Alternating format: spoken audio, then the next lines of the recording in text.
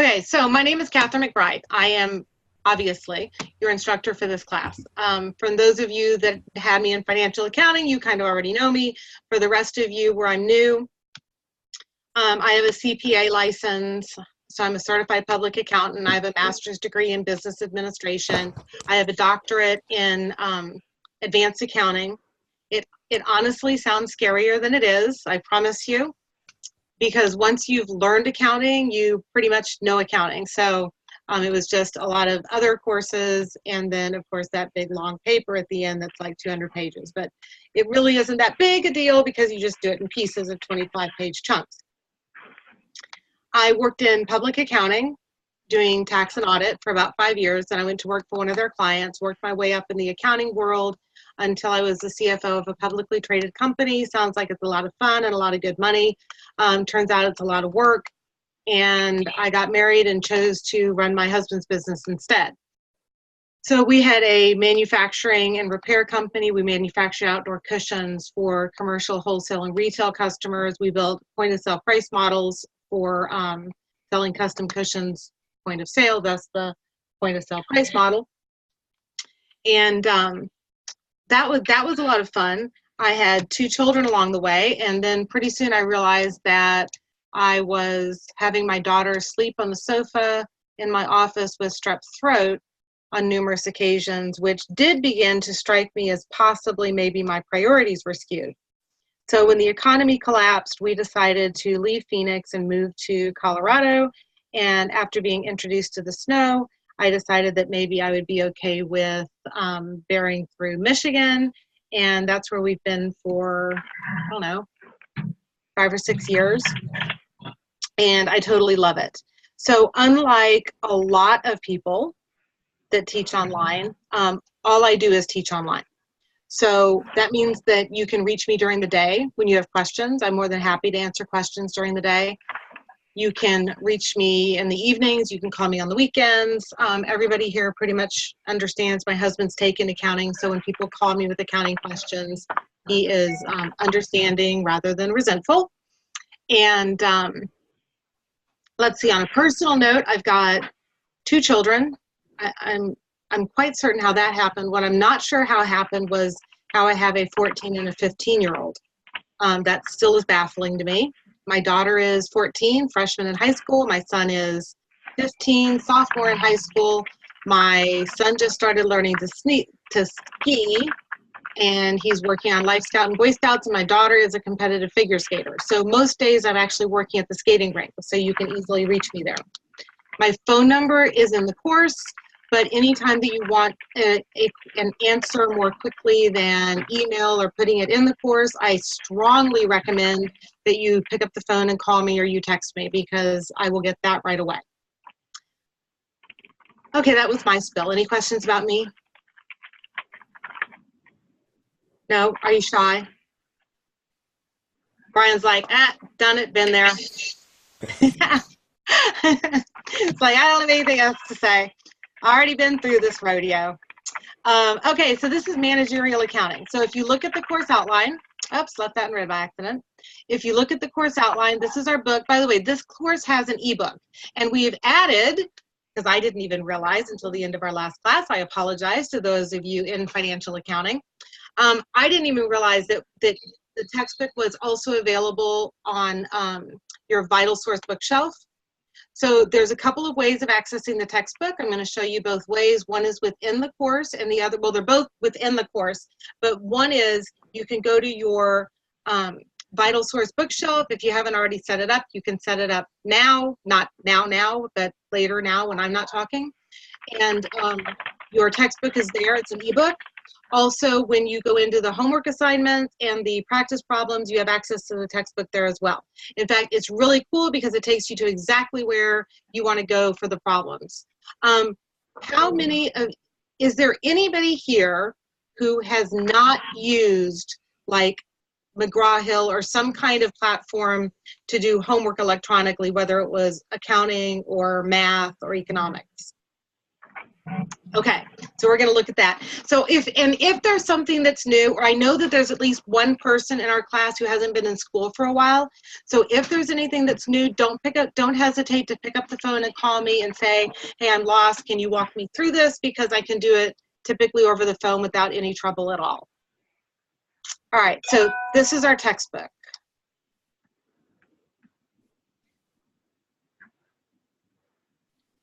And then if we go down here, you already know what software you need. The learning outcomes is one of my favorite parts about the course outline, because the learning outcomes is what, if you read them now, most of them you'd be thinking, oh, I don't know that. Oh, I don't understand that at all. You know, it's like, oh, what is predetermined overhead rate? You're going to know that by the end of tonight. What does analyzing mixed semi-variable cost, variable and fixed cost means? What's the high-low method? What's a scatter plot? What is cost, volume, profit? What does contribution margin mean? When you read through all of these learning outcomes, these are the things that in the beginning you're going to look at and you're going to say, I have no idea what that is. And then by the end of the course, it's really neat, because when you read through those, you'll be able to say, oh, wait, I know what those are. I can do that. So that's what the learning outcomes are. The grading criteria, you already know that we have a plus-minus system. There's a new thing here, and I'm going to tell you right now, since nobody's listening except for the people that have the recording. You see the Learnsmart? Okay, so last class, what did I tell you about Learnsmart? They were mandatory. They were optional. Right, they weren't mandatory. Right, they were not mandatory. Okay, so the person that put together, well, I was doing 201, he was doing 202, and when we started talking, we both decided they were going to be optional, but somewhere between our talking and modeling the syllabi, his turned out to be different. I'm not sure really how that happens, but he decided to assign 55 points to Learnsmart. I'm telling you the same thing that I said before, except for this time, it's going to show up in the grade book, but I'll just add the points for it. Here's what I want you to do, though. I'll show you where Learnsmart is. What Learnsmart is Learnsmart is an adaptive technology. It lets you go in and it'll ask you questions like, do I know this? Or I think I might, or I have no clue. And then it will help you with the concepts that you're struggling with. So the idea behind Learnsmart is that it's more adaptive and it really helps target you in on the parts of the course that you need to work on. Amazing, amazing program, right? So go in, try it. If you like it, great. It's a phenomenal tool. If you don't like it, great. It's not your tool. Either way, I'm going to give you the points for it. But I would, however, appreciate hearing your feedback to know what you think, right? Because one of the things that I like about this version of learning is that you have a lot of different options for tools like videos or reading or example problems and just practice problems, different things that you can use. Okay, the second thing are the practice problems. One thing new in this course from last course is we have them broken into two pieces. The idea is that the first piece would be what we would talk about during the first live chat, and then the second set of practice problems would be what we would be talking about during the second live chat. The due dates you will notice are prior to the live chat. Okay, so those of you who have had me for financial accounting know I'm not real big on due dates. The idea behind having those due dates then is that you would work on the problems during the week. Although I wholeheartedly agree that it is extremely important that you work on accounting during the week. I also know that working on it Monday night may not be feasible for some of you. I know I've got a few people here in the military that often are out all weekend, and on Monday I'm imagining you probably sleep. Some of you are taking the tests on the weekends and Mondays don't really work. If I was going to do dates, I'd say Wednesday and Friday. So I'm going to keep everything is due by the end of the course week. However, if you find yourself getting to the end of the course week and you find yourself thinking, oh man, I better take the quiz because I know it's due, and then I'll go back and work on the homework. And I know that sounds crazy, but I had a whole class do it. That should be an indication that you want to reach out to me and talk to me, because I don't want you to take the quiz if you haven't done the homework and you haven't done the problems, because you couldn't possibly be ready for the quiz. Yes, Brian, that really did happen. with an entire course. In fact, it happened with so many people in a course that I had to remove the class from my dissertation, and I had to wait until I taught another section to finish my dissertation. Yeah, it was really crazy. Okay, so here's the cool thing about the practice problems. The cool thing about the practice problems is that you have unlimited attempts to do them. That's why they're called what they are. They're called practice problems. So theoretically, that's like 80 totally free points. But more importantly, the practice problems give you the skills that you need to learn the material. So you can check your answers, you have multiple attempts. So that's the way the practice problems work. You also have homework every week. So the homework is worth more points. You do not have unlimited attempts with the homework, but you do get to check your answers once, which is really cool because then you can kind of do the homework, and if you think you have it right, you can say, check my answer. And if you don't, then you can see, oh, I need to, oh, that's right. I need to go back and fix that one thing.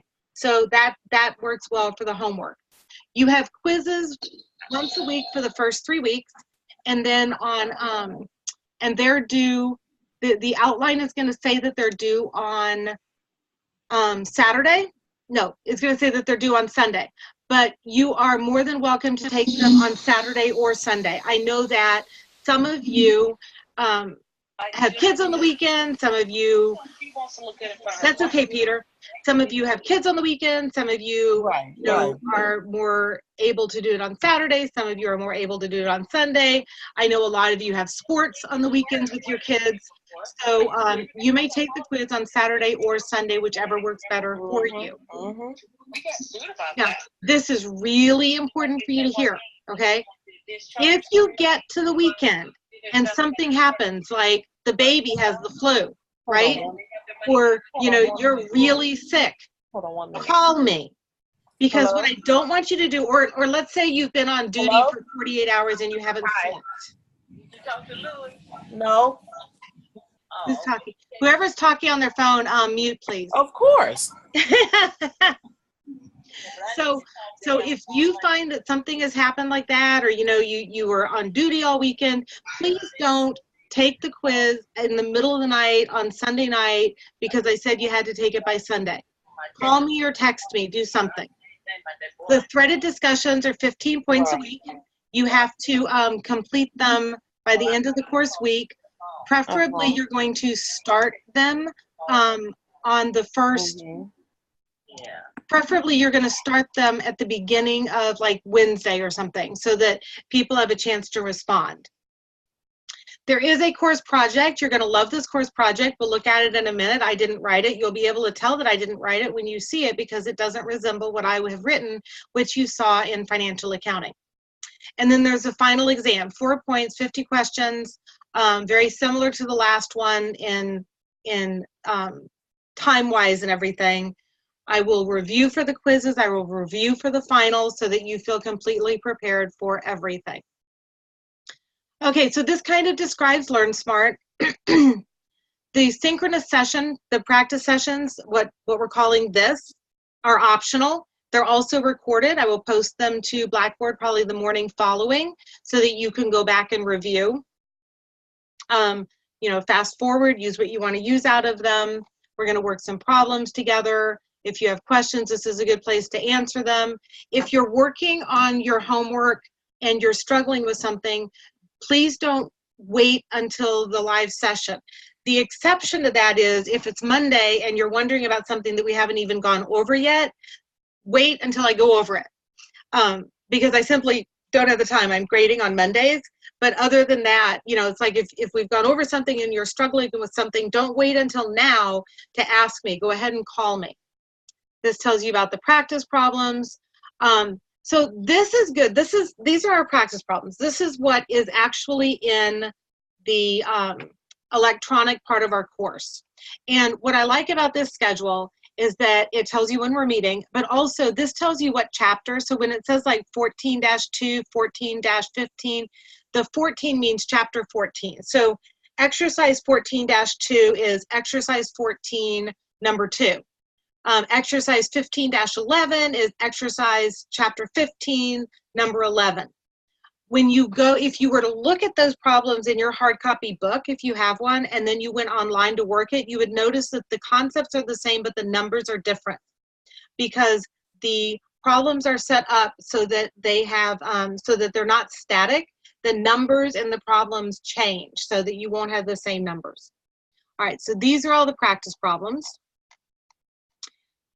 Here's the information about the quizzes. And it's like I said, I have here due, you know, the end of the day on Sunday. But if something happens, call me.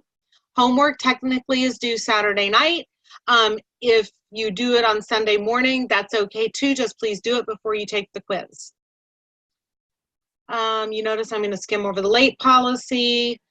Then there's the homework. These are the homework problems, and it works exactly the same way. So what I like about this is it kind of tells you in week 1, we're doing chapter 14, 15, and 16. Unlike financial accounting, we don't skip around a lot, so it's pretty much sequential. So we'll just do like 3 chapters a week and 2 in the last week. But you can kind of see by the description of the homework and the description of the chapter what we're going to be covering and talking about. Threaded discussions. Okay, so the course project. Instead of writing a paper, per se, the intent of this project is to introduce you to the Institute of Management Accountants. And so you're given the website address, and you need to go through, and in narrative format, please, looking relatively professional in a Word doc, answer these questions. So, see, that's right. I know, right? Okay, a lot better than the paper. I know, I saw that. You're like, well, I can do that. No way, say. So you can see that I did not write that. Okay. Final exam, same thing. Okay. Are we good with, do you have any questions about me? Who I am, what I want, where to find my phone number, which is in the course, in the announcements, and also on the course outline. I was gonna say, if it's not on the course outline, I should put it there. Kimberly, were you raising your hand or are you just moving? Because I can only see the top of your head. Besides, raising your hand doesn't work here. It's a virtual classroom. So the only question I have is I tried to get into practice questions today and Connect wasn't loading. Is it? Okay, you text me that. You know, that's interesting. I'm going to show you because I got it. Did you try a different browser? No, it was the same browser. It worked every single time for the last class. It wouldn't load at all. It just sat connecting. I was the same way. I could get into 1.2, but 1.1 just loaded, never opened up. Because I went, when I got somebody's text, apparently yours, Brian, I went in there. Okay, we're going to look at this. So I'm going to not save. And I will show you, since I need to show everybody else anyway. I'm going to close the chat pod for a minute so that we can see the whole screen right now. So if this is new for you, it's like we start out with the home page, and on the home page, when you pull up the course, if you scroll down, here's a list of the announcements that I've made. I do use the announcements. I put ancillary resources in the announcements, so the announcements can be really helpful. If you click on announcements here on the left, then they open. Okay, that's okay, Peter. So all we did was go over the course outline so far.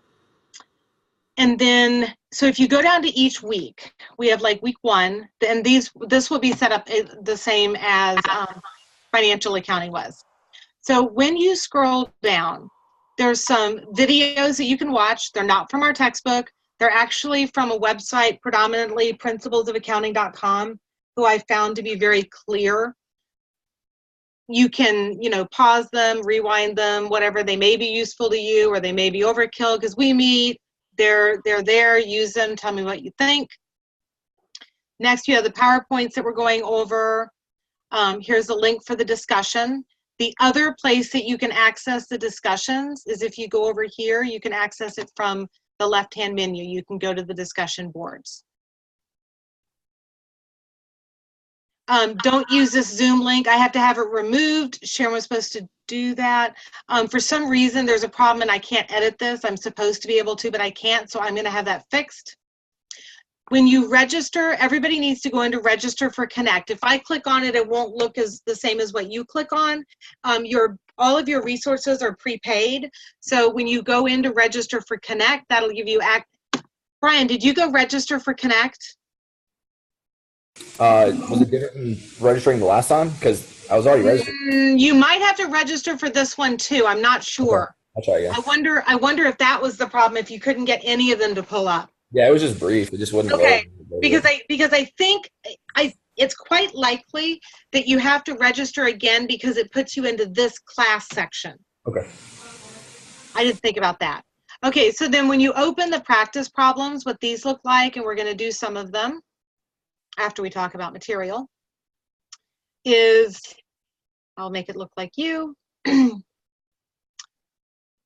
So when you pull up the practice problems, you have several meaningful options for yourself, which we'll eventually see. New computer tomorrow, can hardly wait to see. If this one's only 3 months old, can hardly wait to see the difference. All right, so like this says not started yet, it's worth 10 points, and I'm gonna say, okay, let's start. So here I have to list product costs for the production of soccer balls. Right now this might seem like something you don't know, but it won't when we're done. So you're gonna go in and you're gonna put in the answers. So like I can, and it makes you fill in all of them. We're actually gonna work this one, so I'm not gonna do it all now.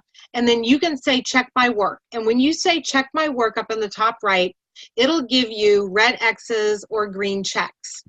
Now there's several things that you can do to get help. If you go over here to the left and click on ebook, it takes you to the textbook exactly where we're talking about these things. If you click hint, sometimes a video will come up that walks you through examples of exactly what you're doing.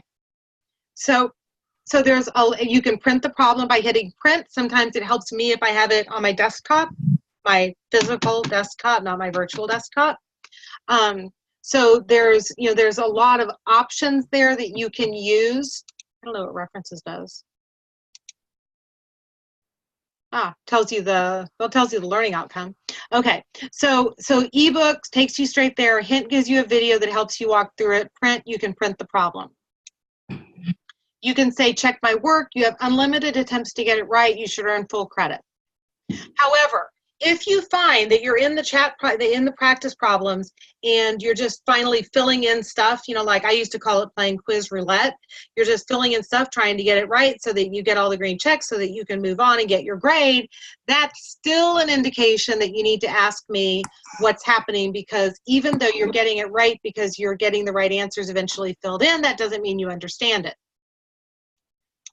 All right, so from there you can say score answer, which obviously it's not going to do very well. Oh, I don't want to score the answer. I want to just go to the next problem. Oh, you can say save and exit, or you can say submit.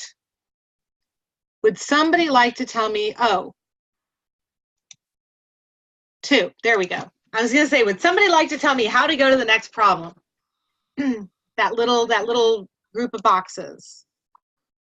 Oh, so it makes you answer one question to go to the next one? Okay, let me know what you guys think about that. The way I had it set up didn't do that, did it? No, I like the old way. Okay, I will go look at changing that Thursday or Friday. I'll try to do it tomorrow. I didn't know there was an option there, but I can change the option and resynchronize the assignment.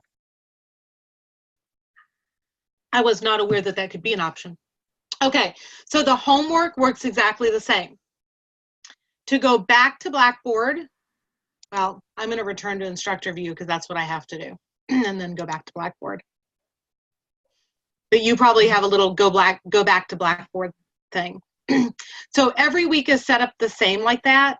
The quiz is the same way. So like here's the quiz, and you can play with Learnsmart. So when you go into the quiz, it works exactly the same, except for you don't have multiple attempts. The quiz time is set so that you have time to stand up, walk around, and take a break, because I'm a huge believer in that anyway. The course resources here, you can find your textbook. All of the PowerPoints are not listed under the course resources the way I did.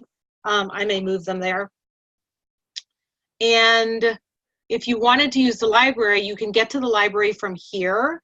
And when you go to the library from your course, there's a really cool video about how to use the library and how to research for accounting, which, since you're not doing a research paper like you did in my class, you don't have to research for accounting. But you should still know it's there because it's a really good video. Okay, any questions about, well, I should show you the discussions. Is there anybody who has not done discussions? I know some of you are new. Have they changed it in recently, or No, are they no. pretty much the same? No, but I had at least one person reach out to me that hasn't been in school for a while. So I wanted to make sure I didn't leave anybody hanging.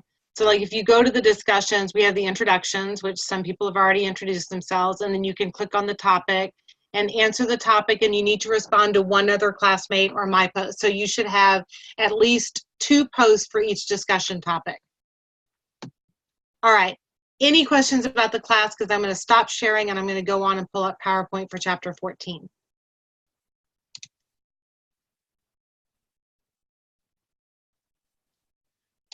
Also, what I do is I take a break in the middle of the class because I think sitting and listening to me talk for 2 hours or even working problems together for 2 hours is too much. So so I go ahead and we take a break. I don't think I'm going to actually, usually I like to write on the slides. I don't think I actually have to write on these slides. So I might go ahead and just play them in full, which I don't normally do.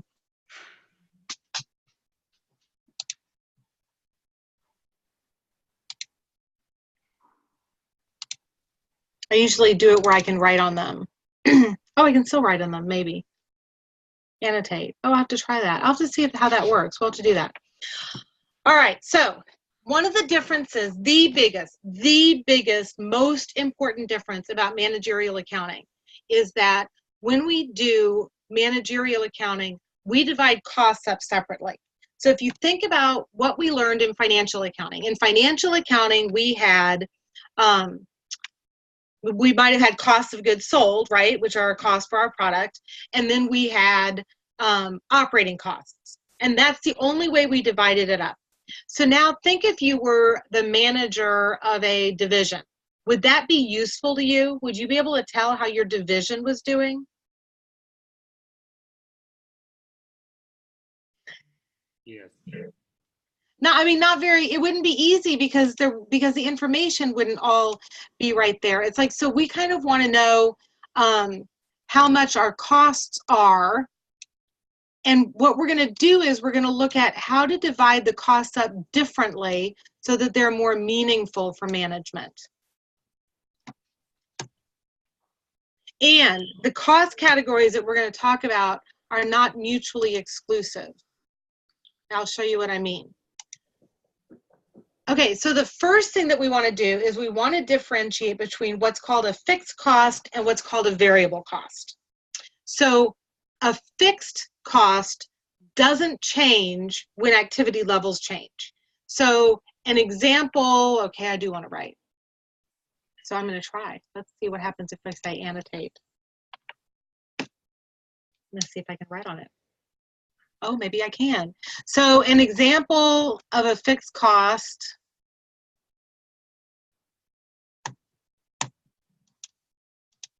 Oh, look. Draw.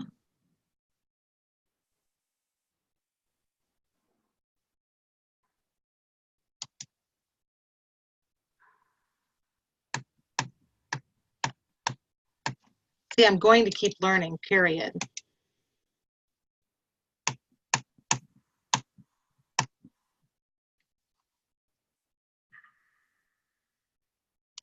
If not, I'll do it the way I always do.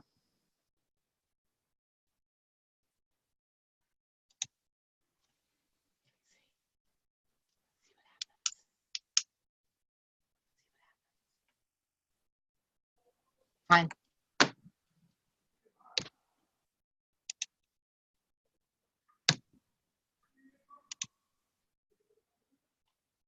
Going back to my old way. I'll play with that again soon.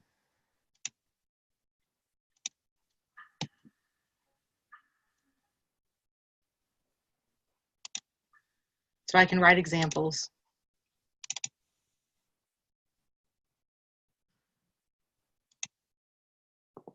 Because I like examples.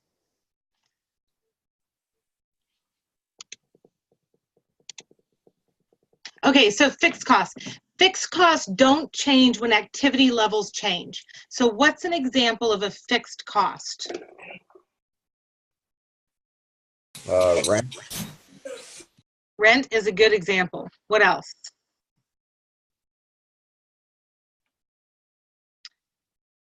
How about we might use like electricity, insurance, Payroll. some payroll. Yep, some payroll, especially like management. Perfect example. Okay, so those are total fixed costs, because if I produce one thing or I produce 1 million, I'm going to pay the same in rent. My insurance will be the same. My managers will be the same. I'll have a highly paid manager overseeing one thing, but the salary will still be the same. Variable costs go up as production increases and go down as production decreases. So let's say that I'm producing a car. What are some examples of variable cost? The metal work, parts, Metal body, yep. car, Parts, tires. tires. Paint job. What's that? Paint? Yep. So what this is every time I make a car, I have to add another steering wheel. Every time I make a car, I have to add 4 tires. So so the more cars I manufacture, the higher my variable cost goes. The fewer cars I manufacture, the lower my variable costs go. Now, here's another interesting thing though. If we look at this and we say total fixed costs do not change when activity changes, there's a flip side to that we haven't looked at, which is fixed costs, however, decrease when production increases.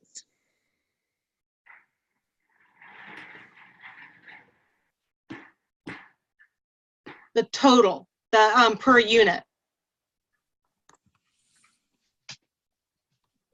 Because if you think about it, if I buy, because this is total, right? But per unit, fixed costs decrease when production increases. Because if I buy $1 million piece of equipment and I produce one object to sell, how much did that cost to produce that one object? $1 million. $1 million. If I buy $1 million piece of equipment and I produce 2 objects, how much did it cost to produce them? $500,000. $500,000. So the per unit cost goes down. Now, with variable costs, the per unit cost does not change. Because every time I make another car, I have to buy 4 tires. So my per unit variable cost for that car stays the same. My total variable costs change. Okay, so I know this seems like a really simple concept. It's actually really important because a lot of what we're going to do throughout the course has to do with the difference between fixed and variable costs. Because let's say that I'm looking at taking on a new manufacturing product, but I don't have to buy machinery and I don't have to pay any more supervisory salaries and my rent is already covered and my insurance is already covered, then the only cost I really have to consider when I'm looking at profitability is the variable cost of making that product, because I've already satisfied all the fixed costs. That's one reason understanding the difference is important. Another reason understanding the difference is important is because if you're trying to incentivize a manager or you're looking at a department budget, does the rent, he or she can't control the rent. So you need to know how to focus on what you can control, which are the variable costs. So that's the other piece of why understanding and separating the two are important. And we're going to learn how to do a different type of income statement that separates the variable and the fixed costs. We still end up with net income, but we separate the variable and the fixed costs. I have a All right, question. now, yep. On when you say the per unit cost does not change, what are you talking? What do you mean? So if I'm making a bicycle, I'm going to put pedals on every single bicycle, right? So every single bicycle has all of these different variable costs. Same with the car, like the metal body, the parts, the tires, the paint. Every car I manufacture, the variable costs are the same. So for each unit, I spend the same amount in variable costs. But in total, my variable cost increases, my total variable cost increases as my production level increases. Okay, so basically the items that you take to make the car, those variable costs don't change because you're gonna have one on every Correct. per unit. However, the more, if I make more units, then I have to buy more of those for my, so my total that I spend in variable cost goes up. Got it. Okay. Thank you. That's good. Thank you for asking. Okay, types of cost classifications. Now we're going to look at direct versus indirect. Now, they're not mutually exclusive. You can have direct variable costs and direct fixed costs. You can have indirect variable costs and indirect fixed costs. Okay, so we don't have 4 different buckets. So a direct cost is directly traceable to the object. So an example of a direct cost with a car is going to be what? What can I trace directly to producing the car?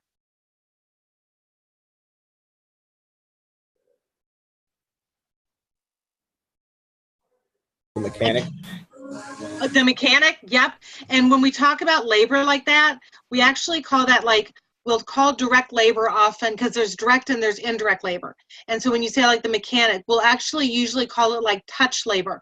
One thing that you can think about is, do they actually like physically touch do they have their hands in the building process? What's another example of a direct cost for making a car? The parts for the car? The parts for the car. Yep, the parts are a direct cost. Now, the tires, direct cost. I realize tires are part of the parts. So if we look at indirect costs are either not directly related to producing a single product, like a specific car, or they are not easily traced to that car. So there's a couple of different types of indirect costs. Like one direct cost, we should say, cannot easily be. Also, because like one direct cost would be, indirect cost might be lubricant. You use lubricant when you are assembling a vehicle. I mean, I assume you do, right? I'm a girl, so I don't know these things. Okay, that's sexist. Some girls know these things. I'm a girl who doesn't know these things, but I'm assuming you use lubricant when you put things together, right? Yeah. Yes? Okay. So you could figure out exactly how much is used for a car, and you could quantify it, but it wouldn't make a lot of sense to do so. Like the example that I'm comfortable with is when we manufactured outdoor cushions. The fabric, the foam, the Dacron, all of those were direct costs. Indirect costs were things like the glue that we used when we were putting the casing on, or the thread that we sewed the cushions with.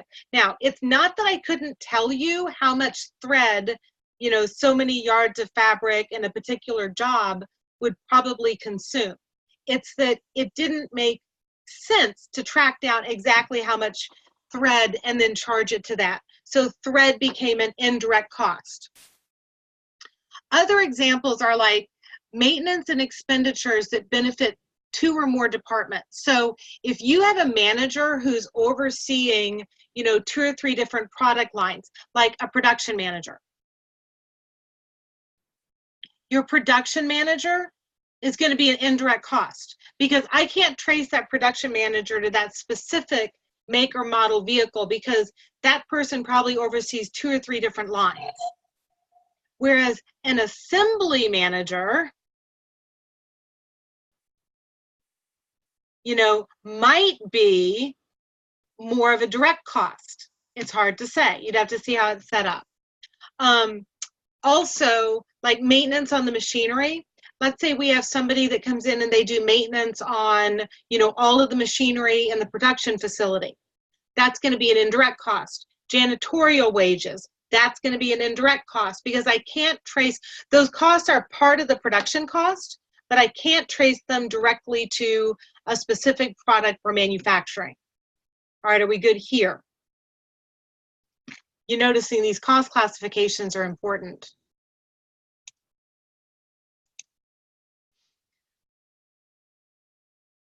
All right, is everybody good? Scarlett, you look like I am totally boring you. Yes. Okay. We'll have to stop and practice. Okay, product and period costs. Here's the next big category. So product costs are directly related to the product. And this is going to be our Bible for the next 4 weeks. Direct labor, direct materials, and manufacturing overhead. Manufacturing overhead is where we put our indirect costs. Indirect costs go into manufacturing overhead. So direct labor is like, for instance, your mechanic, right? Direct materials are like the tires. And then manufacturing overhead are going to be our indirect costs. All of those make up our product costs. Now, thinking about what you know about financial accounting. If I'm creating a product but I haven't sold it yet, where do you think we're going to find the direct materials, direct labor, and manufacturing overhead on our financial statements? Assets. Yes, thank you. I love it when I had somebody in the class before and I can see that they learned. I hate it when I had someone in the class before and I can see that they didn't. See, if somebody else had them, I can blame somebody else. I can only blame me. So when we look at this, we're saying, okay, product costs end up on our balance sheet. They're part of inventory. Now, the next category are period costs. Period costs are expensed in the period incurred. These go on our income statement. So period costs are expensed in the period that they're incurred. These are all our general and administrative expenses, are our period costs. Now, here's a common example. Let's talk about indirect costs. You're going to see this on the problems that you work. So let's say that we have an indirect cost that says maintenance on the manufacturing equipment. That's going to be part of manufacturing overhead. But let's say they say maintenance on the office copy machine. That's going to be a period cost because the office copy machine isn't in the manufacturing facility. If they say janitorial service in the manufacturing department, that's going to be manufacturing overhead.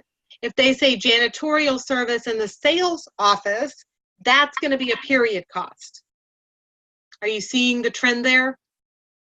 Yes. It's going to tell you it has to do with manufacturing. If it has to do with manufacturing, it's a product cost.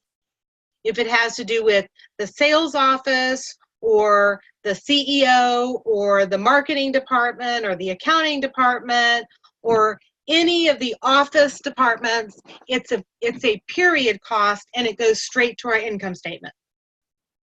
All right, are we good there? So we've done fixed and variable, direct and indirect, product and period costs. It's not for a recruit, it's for an active people. Okay. So this is where we're going. So we have our period costs Here. that go to our income statement. We have our product costs that go into inventory. So whatever is sold from inventory goes out of inventory and into cost of goods sold to our income statement.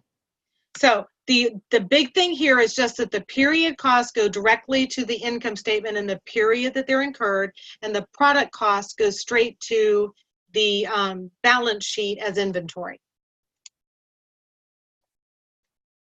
These are some good examples. We're about to work through some. These are some good examples. So now this is also what I meant by they're not mutually exclusive. So like bicycle tires and wheels, are they fixed or variable?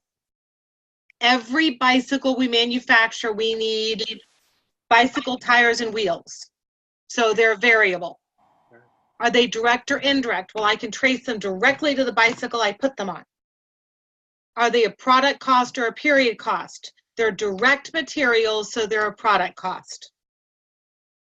Does that make sense? Yes.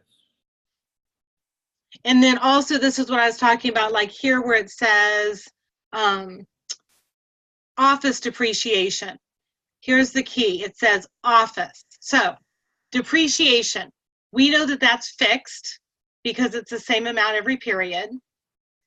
It's indirect, and it's a period cost because it's to the office. As opposed to that, here's a production manager's salary. Production manager. Okay, that's fixed because it's salary. It's indirect because a production manager oversees various parts of the production process. They might see, you know, all these different bicycles being manufactured. So it's an indirect cost, but it's still, his or her salary is still a product cost because the production manager is involved in manufacturing the product. Now, let's look at the wages of an assembly worker. Now, they're touching the product because they're assembling it. Now, instead of being fixed, it's variable, and it's variable because it's often an hourly position. Okay. It's often an hourly position. This is a direct cost instead of an indirect cost, because the wages of an assembly worker is actually, he or she is sitting there actually putting together the bicycle. And it's still a product cost. So are you seeing how these kind of work?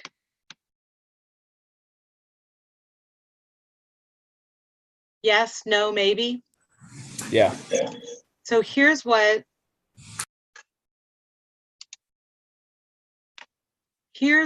I'm going to do my first. How many of you have printed out the slides?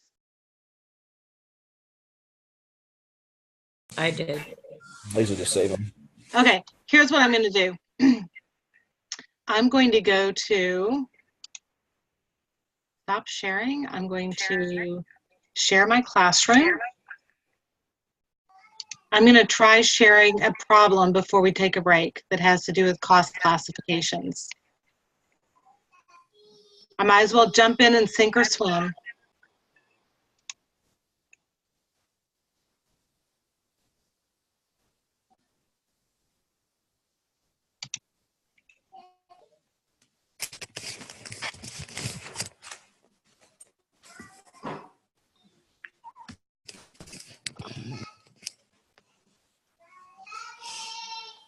I should pull some up that we haven't done, that aren't assigned.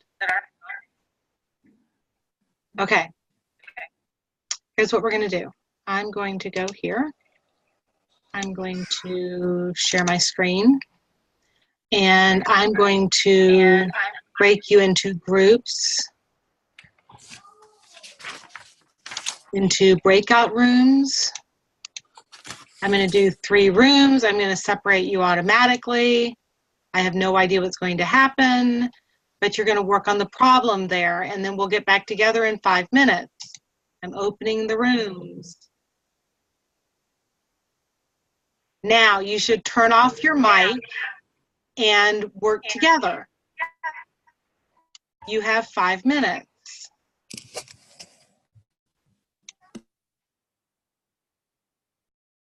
This is interesting. Is it working?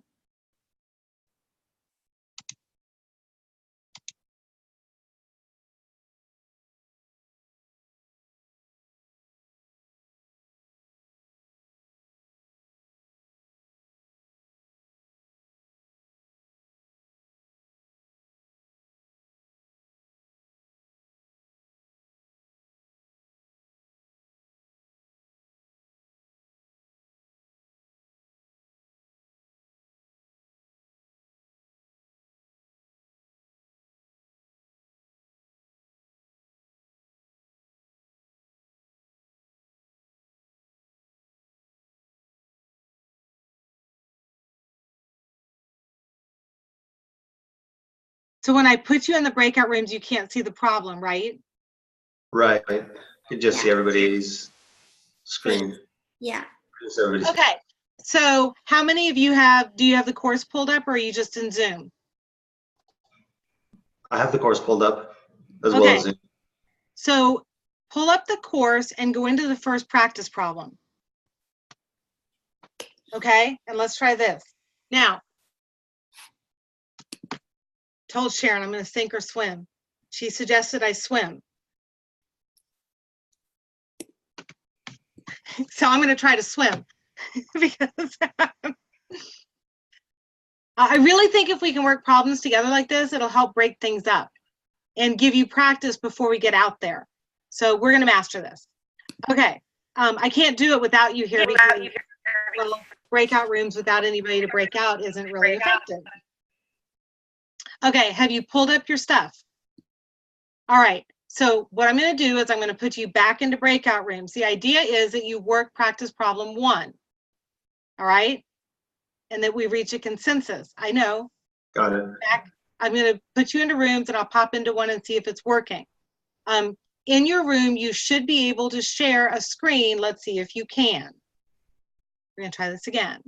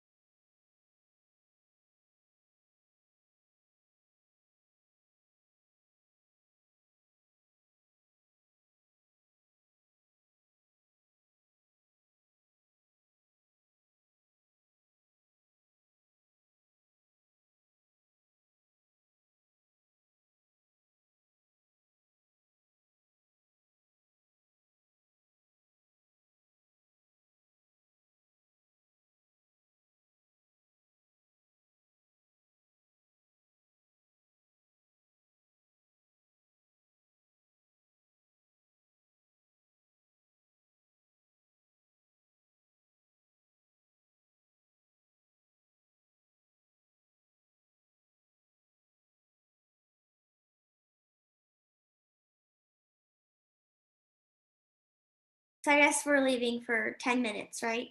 We're not right, starting now? Okay.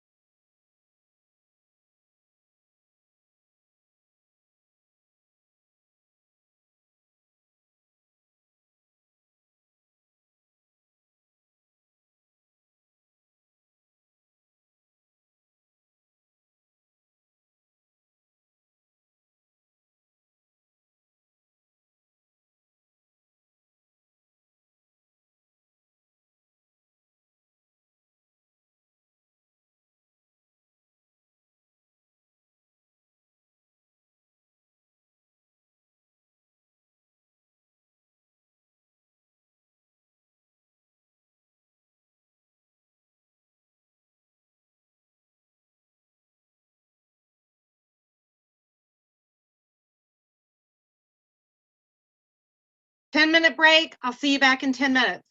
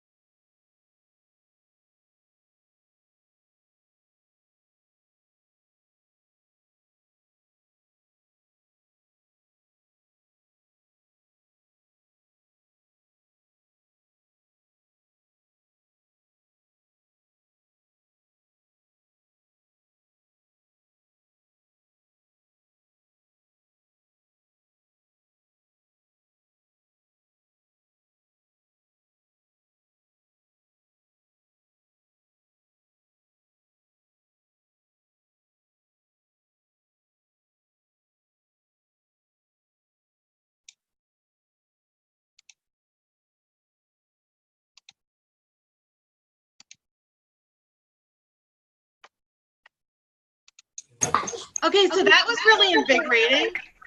So I just unmuted everybody to tell me what you think.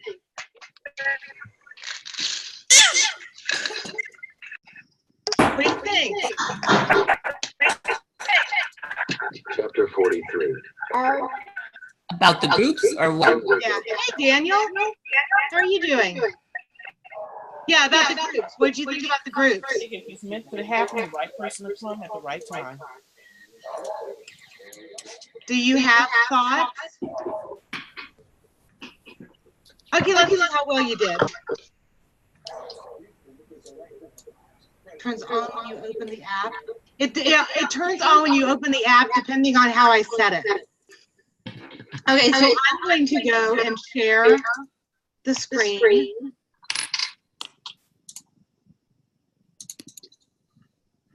And I'm going to give this to who would like to be a spokesperson from one of your groups.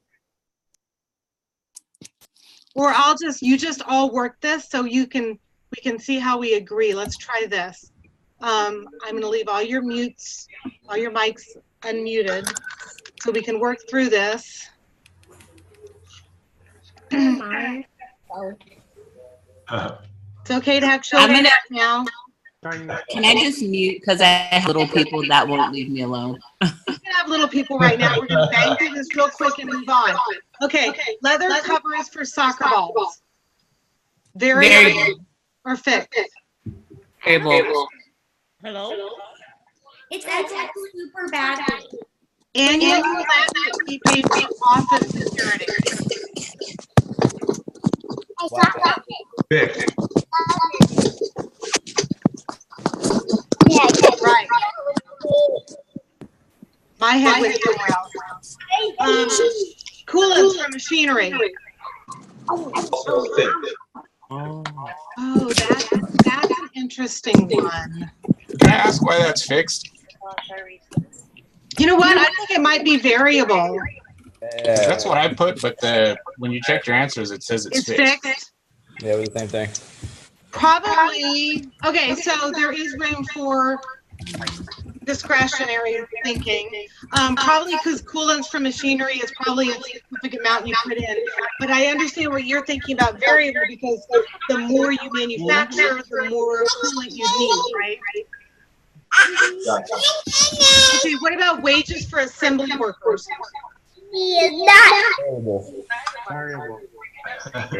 Variable. Lace to hold the leather together. Is anybody else having sound issues? Taxes on the factory. Fixed. Machinery depreciation. Okay, direct or indirect? Direct. Or direct. Direct. Direct. Rather covers are direct. What about the annual office security? Indirect. Indirect. Because it goes to all different manufacturing. What about the coolants for the machinery? Indirect. Is anybody Because it goes having to all different sound issues? manufacturing. What about the wages of the assembly workers? That sounds like a huge stadium. Direct. Correct. What about the lace? Indirect. Is anybody having sound issues? Yeah. Yeah, because I unmuted everyone right now. What about the taxes on the factory? Indirect. It sounds very echoey. Yeah, hold on 1 second. What about the machinery depreciation? Indirect. Right. Indirect. Indirect. Okay, now I just muted everyone so you can unmute yourself to talk. It won't echo, but I wanted us to be able to kind of work through it together. Oh, we decided this one, machinery depreciation, direct or indirect? We said indirect. Okay, do we agree with this? Yes. Yes. I could hear. I just wanted to have everyone participate. I'm trying something new. Okay, so I'm going to do check my work. You know, it's funny. It doesn't matter if you have a doctorate or how long you've been around. I still like seeing all the green X's. Okay, so how did you feel? I got to let the dog in. How did you feel about working it together? Do you feel like you learned something? Yeah. This conversation going. Do you feel like it was different than working it together?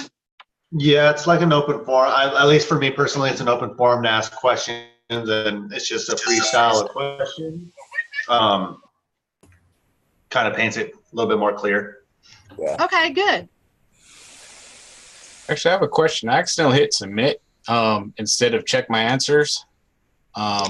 So Were they right? not the first time. Nope. That's okay, because you have multiple attempts for the practice It problem. won't let me. It won't let me put in the answers. It just gave me a score instead. Like a 1 point something or other. What's your last name, David?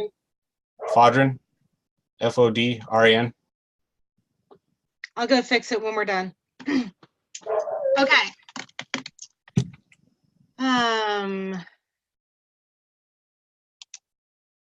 All right, so we're going to go on to new stuff.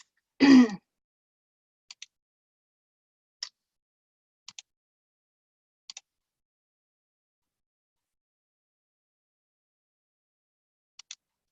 soon as I remember what I'm doing.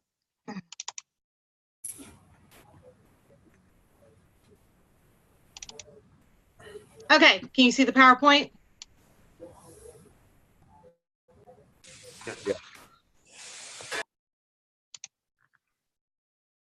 So, all right, so now remember we started here and I said we have direct materials, direct labor, and manufacturing overhead. So those are the pieces we're going to work with now. Direct materials, direct labor, and manufacturing overhead. So direct materials, you're going to get that from like the payroll run, right? And direct materials is going to be anybody that actually touches and works with finishing off the product. That's going to be direct materials. You're not going to get it from the payroll run. You're going to get it from like materials requisitions. I'm reading the next slide. I don't know what's wrong with me. So direct labor is going to come from your payroll run. It has to do with the salaries and wages for the people that actually work on, you know, like in this case, manufacturing the mountain bike. And then the third thing we have is factory overhead. Factory overhead is the only one that gets confusing. And the reason factory overhead gets confusing isn't because of what goes into factory overhead, it's because of how we expense factory overhead. So examples of factory overhead we've already been talking about, like indirect labor, indirect materials, factory utility cost, factory supervisory costs. Okay, now I'm going to give you one more definition. So the next new definition is the difference between prime and conversion costs. And it's just something that you have to remember that we're going to use in the future. So prime costs are direct materials and our direct labor. And the way I remember that is that, you know, the prime part of making the product is direct materials and direct labor. That's how I remember prime versus conversion. Conversion costs are direct labor and manufacturing overhead. And notice that direct labor overlaps between the two. And the way I remember that conversion costs is direct materials and manufacturing overhead is because if I have direct labor, if I have direct materials to convert them to a finished product, I have to add labor and overhead. So that's how I remember the difference between prime costs and conversion costs. All right, so we're going to look at how these get combined. We already know merchandisers. We've already talked about merchandisers where we buy inventory and then we resell it. With manufacturers, we manufacture the inventory. So instead of having one inventory account, we have 3 inventory accounts. We have raw materials, work in process, and finished goods. So if you looked at our balance sheet, you would see on our balance sheet 3 categories of inventory: raw materials, work in process, and finished goods. So raw materials, like if I was manufacturing cushions, is the piles of the fabric and the foam and the thread and all that. The work in process is the partially sewn casings, the partially stuffed cushions. The finished goods are what is done. It's piled up in the corner. It's ready to sell, but we haven't sold it yet. So it's still on our balance sheet as inventory. We've already looked at how the financial statements look different for the different types of companies. What we haven't talked about extensively is how to put together a cost of goods sold statement. So if you look at the manufacturing company in the beginning, to get to cost of goods sold, we take, so I want you to not even pay attention to the numbers yet. Just, this is kind of the same as when we looked at inventory available for sale, and then we broke it into finally what we sold and what was still in ending inventory. So for cost of goods sold, what we're looking at is what was the cost of what we ended up selling, right? So we're going to start with all of our beginning merchandise inventory. So if you walked into the showroom floor, like picture where I manufactured cushions, if you walked in there on January 2nd, the merchandise inventory that I have is the stuff that's piled up, it's finished, it's ready to go, it's inventory, right? Right. And then I have what I purchase. And that gives me everything that I had available to sell. We've looked at this formula before. If I subtract from everything that I have available to sell, if I subtract what I have left, then the difference must be what I sold. Remember, we did that. Now, we're going to do other formulas very similar to that. So if I wanted to look at, if we had like a company that manufactured, we can do each inventory category the same way. Like if I'm looking at how much is my work in process, I can take my beginning work in process plus everything I added minus everything that went to finished goods, and I have my ending work in process. So the beginning plus everything I added minus what left gives me what's still there, is a formula that works for all these different inventory categories. And you already learned it, you just haven't applied it that way. Now, this is new. We have to also, that's how to figure out cost of goods sold.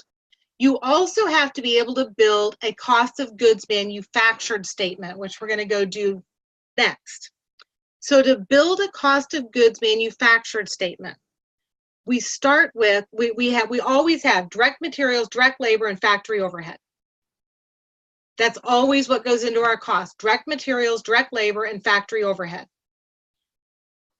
The additional piece is what was there in the beginning and what did we add to it. So if we take our direct materials, our direct labor, and our factory overhead, that gives us our total manufacturing cost for that period. Then we're going to add in what was already in our work in process account. Because the way this really works with our T account is, for our work in process account, we have our direct materials, our direct labor goes in there, and our manufacturing overhead, right? Now, we started with something already in there. So we took our beginning balance, we added our direct materials, our direct labor, and our manufacturing overhead. What we took out was whatever we finished. And that went to ending, to finished goods. Whatever left work in process went to finished goods. So our balance, whatever is left here, this part here that left is our cost of goods manufactured.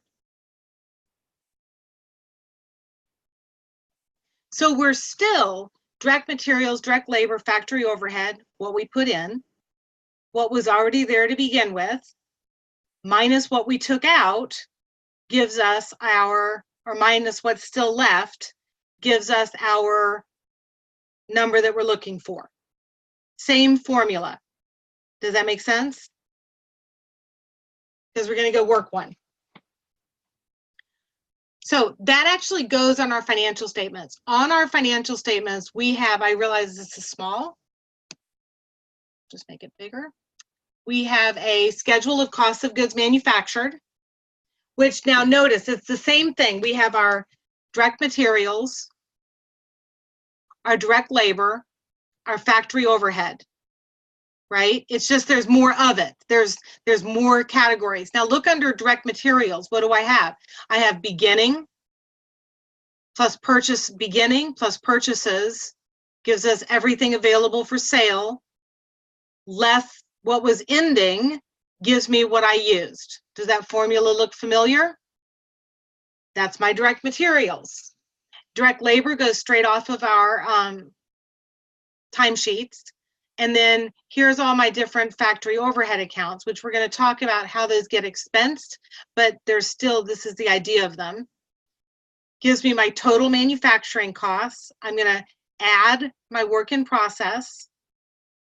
Gives me my total work in process, subtract out what we finished, gives me my cost of goods manufactured. So it's the same cost of goods manufactured statement, it's just, it has more pieces to it. But the bare bones is still direct materials, direct labor, factory overhead, gives me everything that was in work in process, minus what I took out of work in process, in other words, what went to finished goods, gives me my cost of goods manufactured. So here's what we're going to do now. Now we're going to go. Yep. Now we're going to go over to go pull up on your whoever was in your group that pulled this up before, unless you submitted, then somebody else pull it up. Pull this up and go to, I think it's number 2. Actually, I wrote it down. Yep. Yep. Go to number 2. Oh, I didn't answer the first one.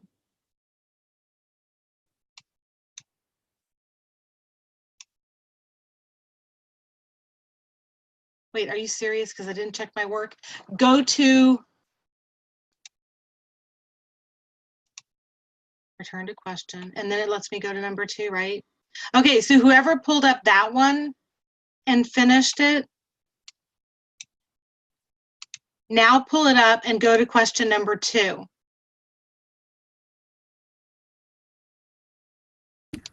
I think you have to say score and answer.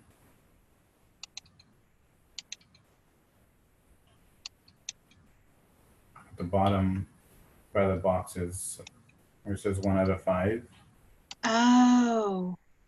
Wait, that says you can't change your score after? Oh, that's wrong. I'm going to go change all the settings then. You don't have unlimited attempts, you're supposed to.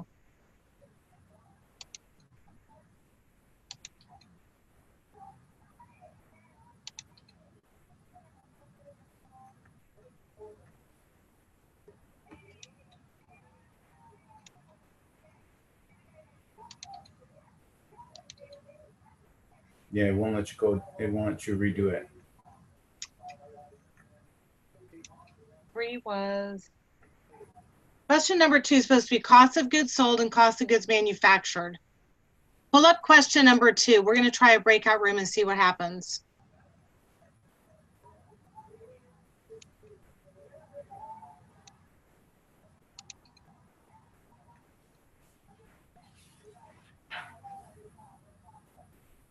How do I have 2 people? Oh, two people joined.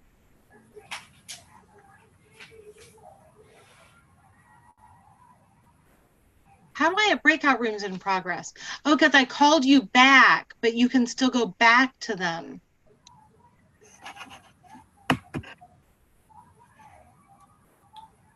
So is there a selection for you to go back to the breakout room you were in? Yes, it should be on the bottom. by the chat.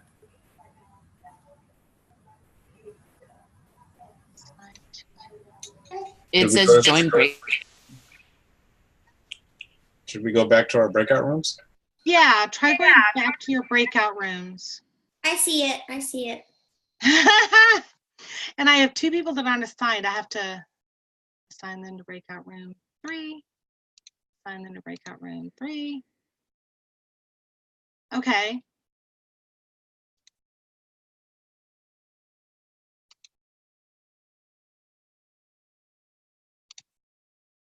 Did you go to breakout rooms?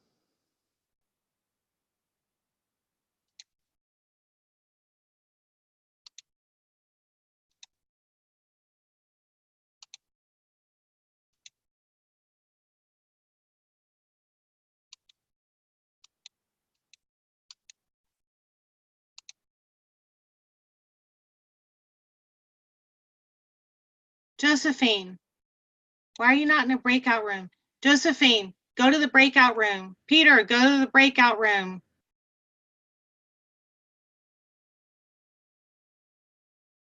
Josephine, go to your breakout room.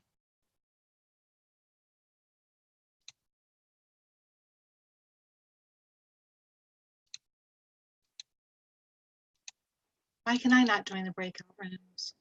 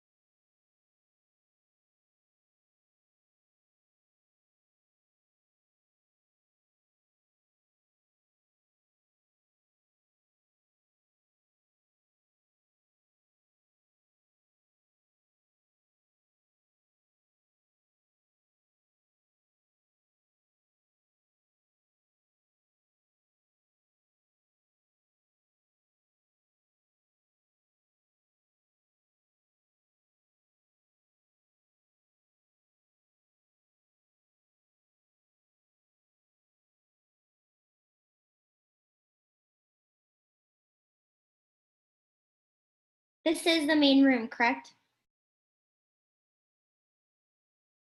Okay. I hope so.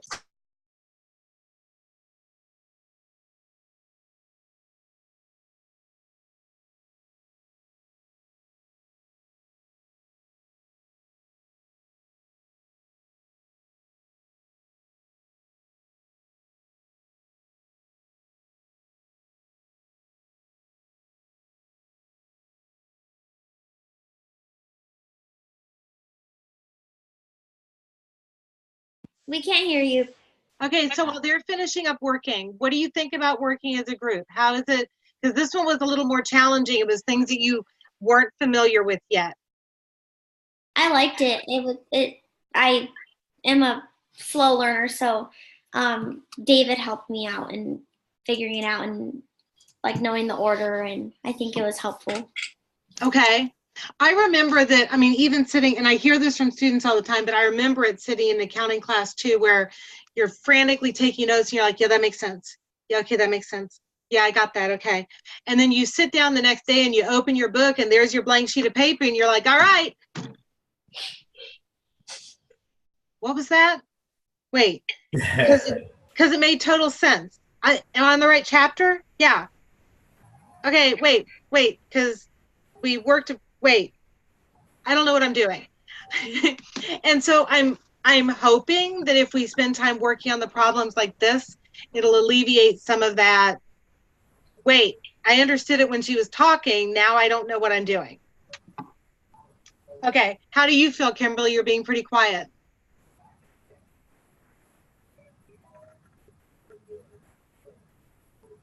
Unmute your mic. Okay, here I go. You know, I was looking at the session because you know, and I was going over a lot of it yesterday, and you know, it's a lot. That's why I was inquiring, because I look at the computer all day long because that's what I do at work, and sometimes I do need a book to kind of help me out a little better. With this class, I know it's a lot of work, it's a lot of demanding, and you know, and maybe I might do a little bit better if I had the book. Well, okay, so both of my children, ironically, go to school online, and not ironically, my daughter does research. No idea where she gets that, but she actually researched whether online books, whether you learned the same when you were like reading a paper book or an online book. And apparently, and I haven't copied her research, but she's usually right. Apparently, a lot of people learn better when they have like the tactile textbook. Now, and that could be, I mean, and I don't, it's like I said, I know she looked at studies. I didn't look at the studies she looked at. It could have been based on age, debt categories, you know, a lot of different things. However, if you feel that way, I would absolutely, especially in accounting, because you flip back and forth a lot. Yeah, because I'm like the other student. I'm a very slow learner. It takes. Okay, first of all, I think we need to categorize, though. I think we need to do a better job of understanding the concept of being a slow learner, because it is normal to read the book, work the problems, go to the lecture, review the lecture, work the problems, and not feel completely confident. That would be normal. And so I think that, you know, I think it's important to understand that there's a different yardstick in accounting classes, and that doesn't mean that you are a slow learner. That's actually the process of learning.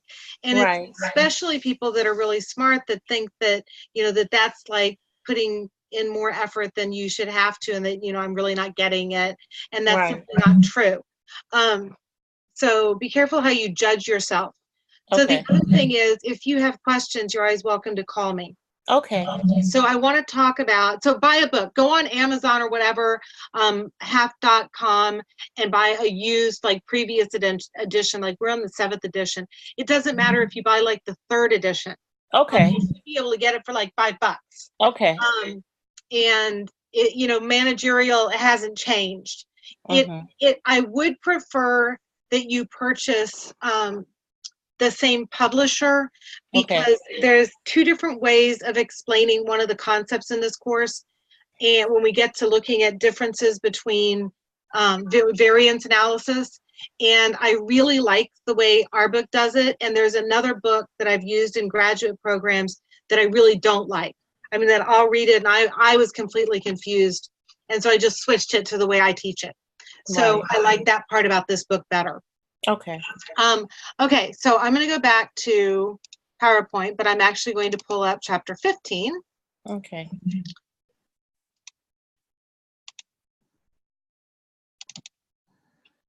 I do that too. I take pictures with my camera of things, but I will also post this. Oh, that was the other thing I meant to do. I meant to go in.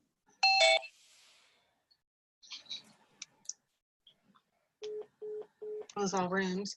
I meant to go, not share this. Stop sharing.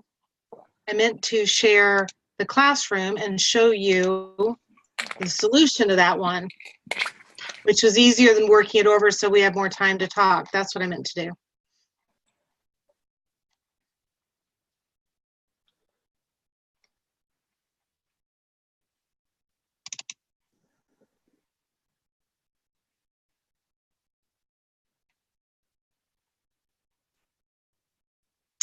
So I'm actually going to go to and just show you, because then you have it, right?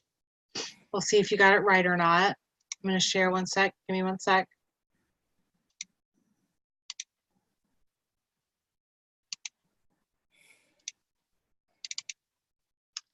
So here we are. And so this is what this should have looked like. So direct materials should have been 46,500. Direct labor should have been 27,500. Factory overhead should be 55. Well, you can read the numbers. Is this what you got?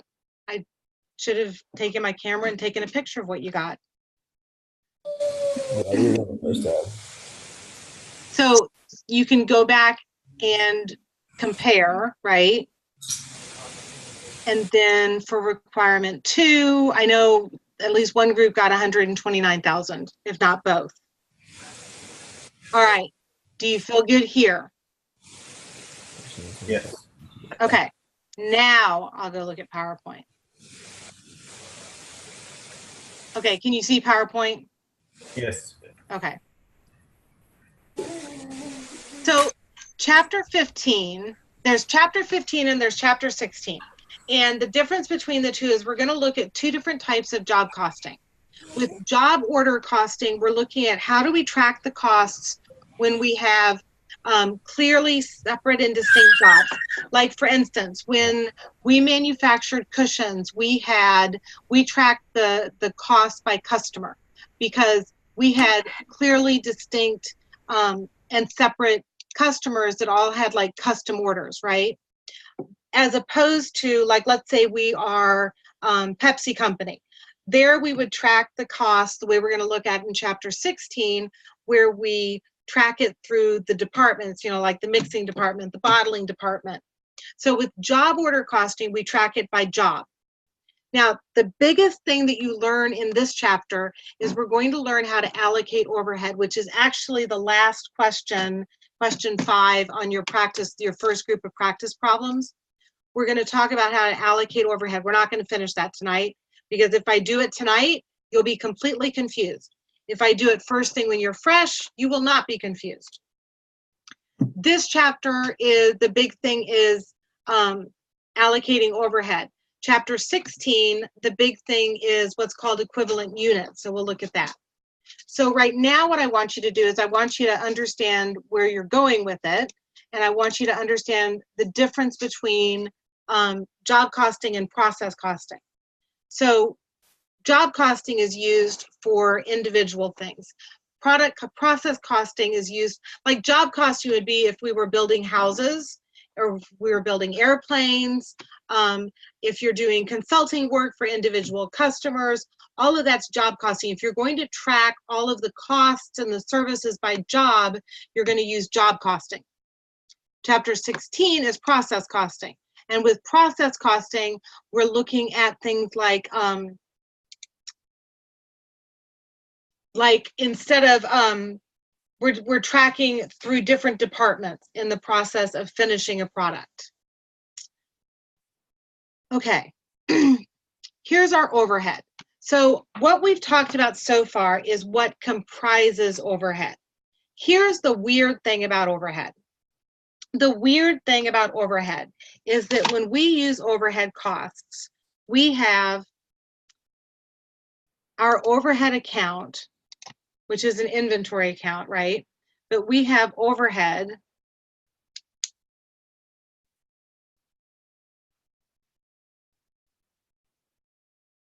and in our overhead account, we put in all of our actual amounts here. So all of those different types of overhead we put in here. We take out estimates. Now, obviously, we're going to have to reconcile it at the end. The reason we do this is because when it's time to record the overhead expense at the end of the month, we don't necessarily know all of the overhead costs exactly.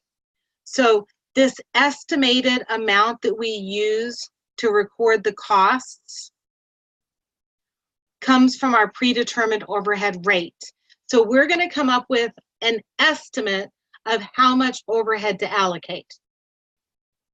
And the way we do that is to get our rate, everything is estimated. With the rate, everything is estimated.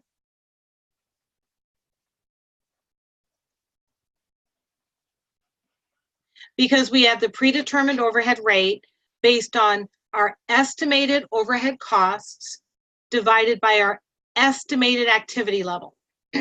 So the estimated overhead costs would be based on history, you know, like how much was our insurance and our janitorial services and our repairs and maintenance and, you know, all of those things typically.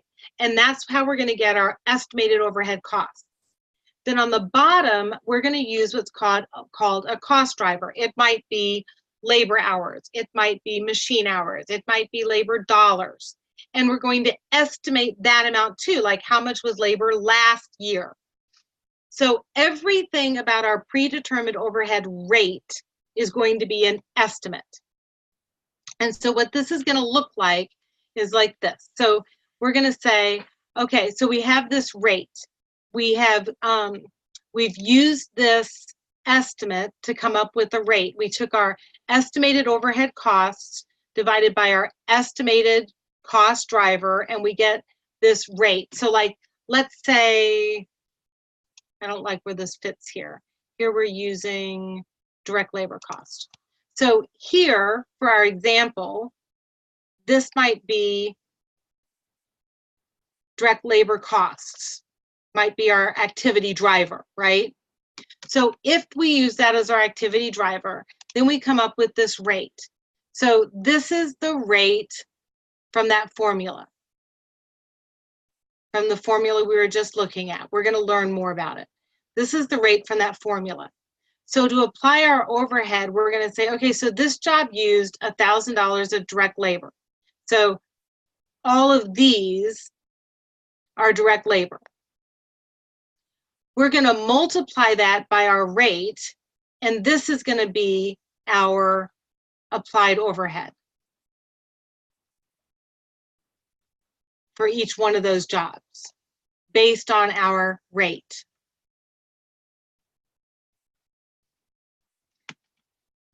I know, it doesn't make sense yet. So what happens is, we're going to stop because it's 11. And if I go any farther, I've given you enough to look at it and play with it. It's okay to not understand it before we come on Thursday, because we're going to do this and we're going to work with it. And I actually have another example I like better than this. So we're going to do this. We're going to work with it. It's okay for you to not understand it yet, but go ahead and try to tackle question 5. I am going to go immediately before I even get up and go downstairs, and I'm going to change it so that you have unlimited attempts, because you should have. And then you'll have all of that. So I'm going to put the video up tonight or tomorrow morning, depending how long it takes for it to spool and prepare. Any questions right now? I have a question. Yep. So again, the Learnsmart is optional, like you said, right? The Learnsmart is optional. You should go into it and see what you think. I've done it. I liked it. I actually thought it was kind of cool because Okay.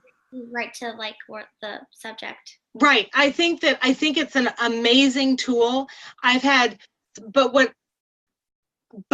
some people that already have a background and it doesn't help them. I've had other people that don't like it. But if you like it, I think it's great. So I understand the thing about I'm going to do what it takes to gather the points, right? But I think that if you do it, it will, especially if it works well for you, I think that it will make the rest of what you're doing easier and faster. But get into it, let me know. But I will add points at the end whether you do it or not. Okay. But I'd like feedback. I would like feedback. All right, any other questions? So this week you have the discussion board. You have the run original and then a response. You have the practice problems, 2 groups of them. You have the home. Now remember, there's 2 groups, the same number. Okay, you don't have any more practice problems than in my last class, but they're broken down into 2 groups. So you have 2 groups of practice problems, the homework, and then the quiz, but we will review for the quiz. Okay? Okay so far? I have a question, another one. That's fine. Okay, so threaded discussions, what's like in the ballpark of like how long you want them to be, like a paragraph, like 150 words or like a ton of words, or? I don't count words.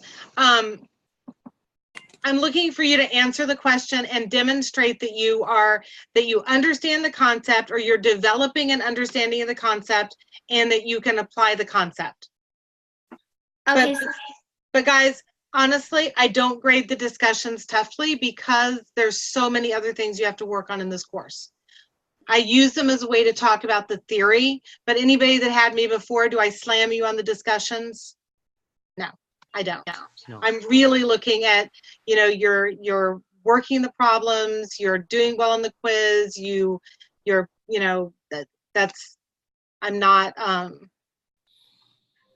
I know that you're doing the class in 4 weeks, and I'm on your side with helping you learn the material and get through it. Okay. Sorry. I do have one question. I'm sorry. No, don't be sorry for having a question. The practice questions, is that through the Learn Connect, or is that? They're not through Learnsmart, but they're the same place the homework is. Okay. So it's through McGraw-Hill Connect, yes. Okay, so are those to be submitted, like Those are to be submitted and they're graded, but you have unlimited attempts to get them right. I strongly suggest that you do them before you do the homework, because it's like the problems are exercises and the homework are problems, so there's more to them. Okay. And so the practice problems, and because there's unlimited attempts, attempting them before we come to class is really beneficial because you already know some of it. Okay. It's like you know more, the more prepared you are, and let's say that you don't have time to do them, which totally makes sense too. Let's say you just don't have time to do them. You're going to get more out of class if you, at the very least, flip through the book, look at the problems so that you're kind of prepared in your head for what we're going to be learning. Okay. And you guys are more than welcome to call me with questions. Okay. Between now and Thursday. Okay. Thank you. Brian will tell you. You guys, I'm approachable, right? Yeah, she had me allowed for last class. See, I pick on Brian. I can pick on several other people here too. Thank you. I could really pick on Daniel. Yes, I could. I could totally pick on Daniel. All right. I will see you guys on Thursday. Thank you for coming. If you have questions, call me, and I'll go change the problems right now. Thank you. Good night, you guys. Good night. Good night.